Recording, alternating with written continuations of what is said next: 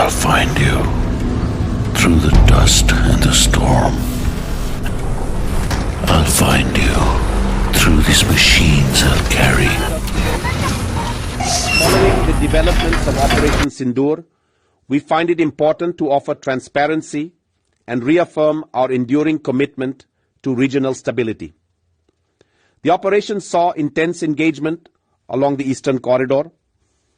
We regret to confirm that 2 JF-17 aircraft were lost during active duty. Strategic consequences सामने आ रहे हैं and we are prepared to respond accordingly.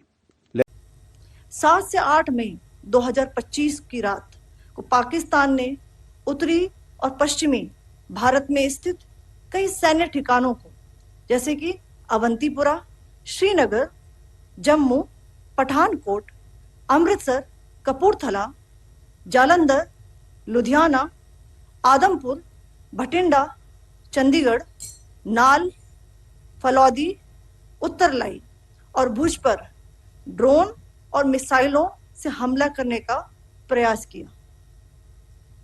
इन हमलों को integrated counter US grid और वायु रक्षा प्रणालियों द्वारा निष्क्रिय कर दिया गया।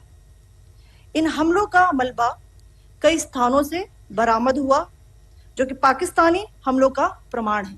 ऑपरेशन के तहत भारतीय सेना द्वारा पहलगाम में हुए आतंकवादी हमले का मुंहतोड़ जवाब दे रही है। वहीं देश में भारतीय सेना को मानसिक मजबूती देने के लिए पूरा देश एकमत और एकजुट होकर कार्य कर रहा है। कहीं मंदिरों में विशेष पूजा का आयोजन किया जा रहा है तो कहीं पर मस्जिदों में नमाज के जरिए भारतीय सेना के हौसलों को बुलंद करने के लिए दुआएं मांगी जा रही है। लोग न केवल सेना के जवानों की हौसला अफजाई कर रहे हैं बल्कि युद्ध में हमारे जवानों के लिए खून की कमी ना हो इसके लिए ब्लड डोनेशन कैंप लगाकर कंधे से कंधा मिलाकर कार्य कर रहे हैं।